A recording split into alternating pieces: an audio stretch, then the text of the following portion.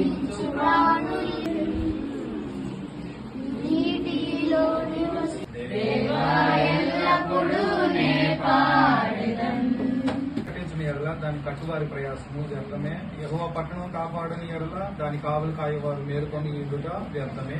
శ్రేష్టమైన నామానికి వేలాది స్తుతులు స్తోత్రాలు నాయన. సమయం ముందు నాయన ఈ యొక్క గృహ ప్రవేశము నాయన పరిశుద్ధంగా జరుగునట్లు క్రమాల్లో తోడుగా